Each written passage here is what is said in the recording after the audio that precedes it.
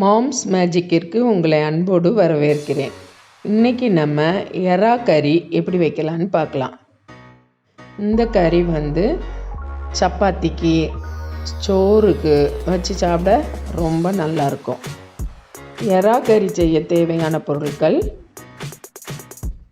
பெரிய வெங்காயம் 3 பொடிசாக கட் பண்ணி வச்சுக்கிடுவோம்.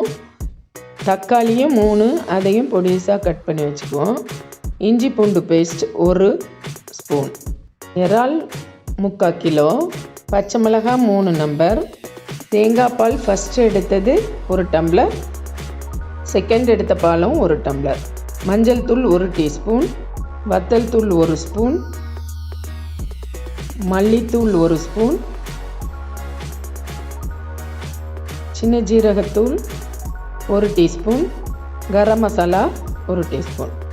பாத்திரத்தை அடுப்பில் வச்சுட்டு பாத்திரம் சூடானவுடனே 3 ஸ்பூன் நல்லெண்ணெய் ஊற்றிக்கிடுவோம். கட் பண்ணி வச்சுருக்கிற பெரிய வெங்காயத்தையும் இப்போது சேர்த்துட்டு அதை 10 நிமிஷம் மீடியம் ஹீட்லேயே வச்சு நல்லா வதக்குவோம். 10 நிமிஷம் நல்லா வதக்கியாச்சு. இப்போ இஞ்சி பூண்டு பேஸ்ட்டை சேர்த்துட்டு அதோட பச்சை வாசனை போகிறது வரை நல்லா வதக்குவோம்.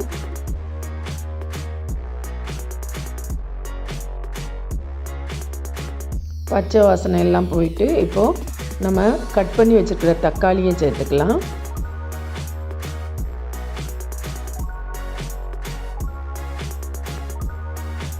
இப்போ பச்சை மிளகாயும் சேர்த்துக்கிடுவோம். தேவையான உப்பையும் இப்போ சேர்த்துக்கலாம். தக்காளி நல்லா சாஃப்டாகிறது வரை நல்லா வதக்குவோம்.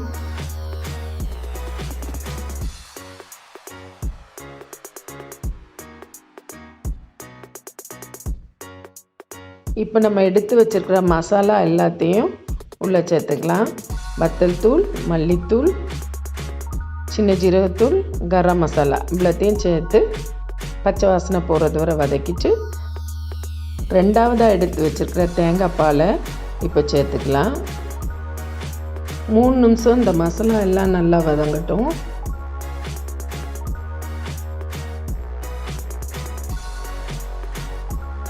இப்போது நம்ம கழுவி வச்சுருக்கிற இறாலை சேர்த்து 5 நிமிஷம் அப்படியே வதக்குவோம்.